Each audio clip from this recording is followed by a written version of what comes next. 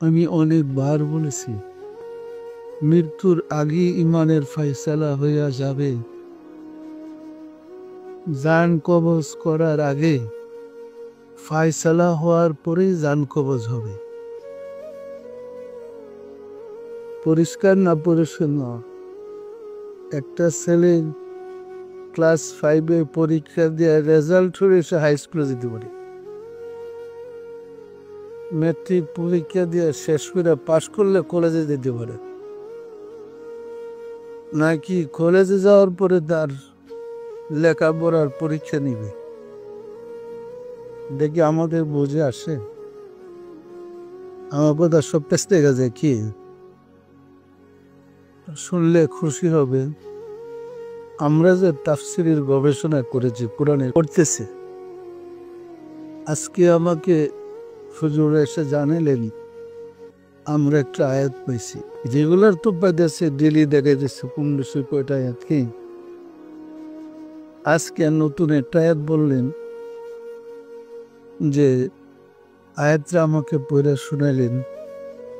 আল্লাহ বলতেছে, জান কবজের আগে হিসাব কিতাব ফায়সালা হওয়ার পরে আমি জান কবজের ফেরেশতা পাঠাই। তাহলে তো কবরের জব্দ গিয়েছে, সাইড পুল দিয়ে আমরা ঘুরতেছি, দূরত্ব কি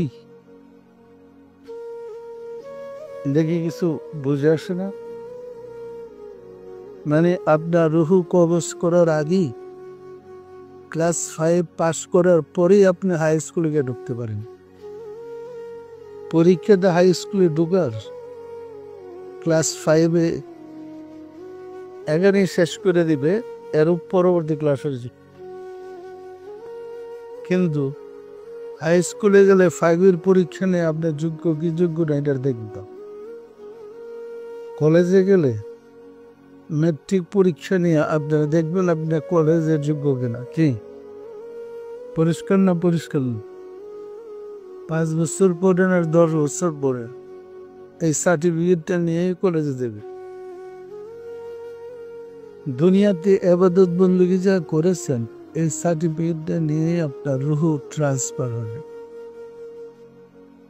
পরিষ্কার না পরিষ্কার না? সার্টিফিকেট ছাড়া রুহু বের হচ্ছে না, সে কি নেওয়া যাবে? যদি ভালো কাজ করেন, ভালো সার্টিফিকেট নিলে সে ইলিনে যাবে। মন্দ কাজ যদি করেন, মন্দের সার্টিফিকেট নিয়ে রিসিট ছিনে যাবে। বিষয়টা কি আমি গোছায় বলতে পেরেছি?